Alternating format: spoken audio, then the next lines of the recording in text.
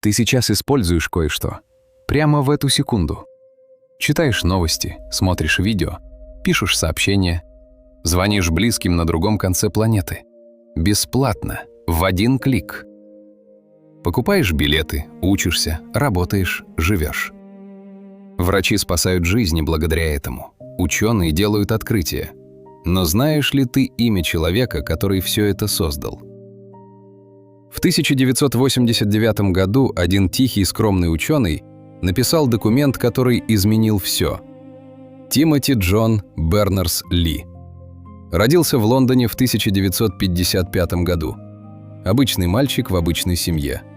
Его родители работали с первыми компьютерами в мире. Они оба участвовали в создании одной из первых вычислительных машин – Ферранти Марк-1. С детства Тим разбирал все, что попадало в его руки. Радио, провода, схемы. Он хотел понять, как устроен мир. В 1973 году он поступил в Оксфорд, один из лучших университетов планеты. Физика, математика, логика. Тим учился блестяще, но его интересовало не просто знание, его интересовало, как связать знания между собой. После университета он работал инженером и везде видел одну проблему. Информация существует, но она разрознена.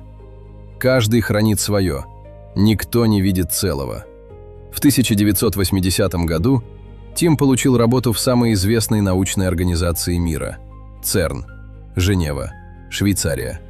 Здесь работали тысячи ученых из десятков стран – физики, математики, инженеры. Лучшие умы планеты под одной крышей. Но была одна огромная проблема. Никто не знал, что делает сосед. Документы терялись, проекты повторялись, знания не передавались.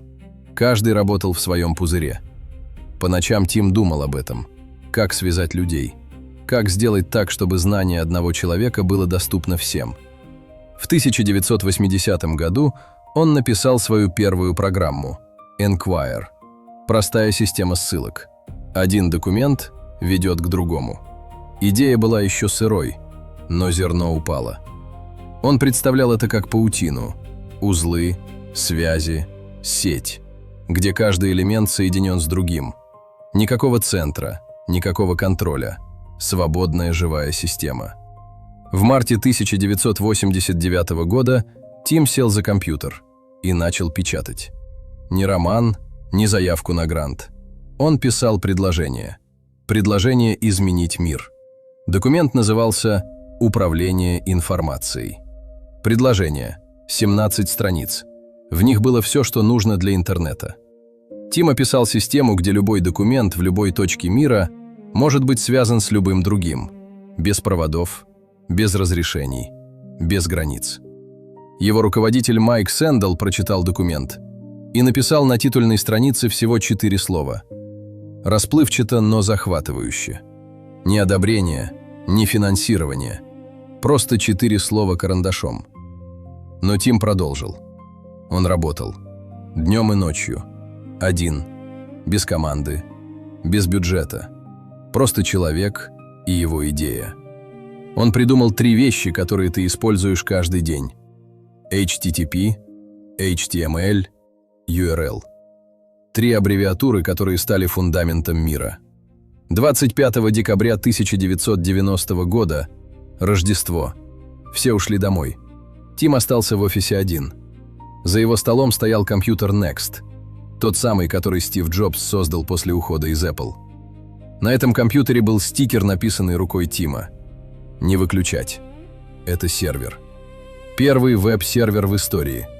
В тот вечер он запустил первый сайт в истории человечества. Адрес info.cern.ch. Простая страница с текстом. Но это был первый шаг. Тим сидел один в пустом офисе. За окном рождественская ночь. Он только что изменил мир и не сказал об этом никому. 1993 год. Интернет начал расти. Компании почувствовали запах денег. Огромных денег. К Тиму начали приходить с предложениями. Юристы, инвесторы, корпорации. Все хотели одного. Помоги нам сделать интернет платным. Запатентуй свои протоколы.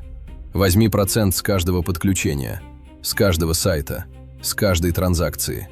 Ты будешь богаче Билла Гейтса. Microsoft, IBM. Крупнейшие технологические компании мира смотрели на интернет как на золотую жилу и ждали решения Тима. Эксперты подсчитали. Если бы он запатентовал свои разработки, его состояние сегодня превысило бы $500 миллиардов. Больше, чем у Илона Маска. Но Тим вышел на улицу, подумал и сделал то, чего не ожидал никто. Сегодня Тиму почти 70 лет. Он преподает в Массачусетском технологическом институте, MIT. Лучший технический университет мира. Он не миллиардер. У него нет яхты, нет острова, нет дворца. Есть книги, есть работа, есть смысл. В 2004 году королева Елизавета посвятила его в рыцари. Сэр Тимоти Джон Бернерс-Ли. В 2012 году на открытии Олимпийских игр в Лондоне перед миллиардом зрителей по всему миру произошло кое-что особенное. На стадионе посреди грандиозного шоу один человек сидел за ноутбуком. Один. Под прожекторами. На него смотрел весь мир. И он написал всего 3 слова. Это для всех. 3 слова, которые объяснили все. Сегодня интернетом пользуются 5 миллиардов человек. Каждый второй житель планеты Земля.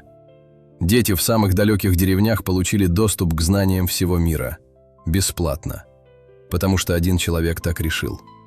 Он мог взять за это деньги, имел полное право. Но он отдал это человечеству. Просто так. Навсегда. В 1989 году один человек сделал выбор не ради денег, не ради славы, ради идеи, что знание должно принадлежать всем. И этот выбор объединил 5 миллиардов людей на всех континентах, всех культур, всех языков, всех возрастов. Интернет – это то, что мы из него делаем. Тим Бернерс-Ли. Человек, который подарил нам мир.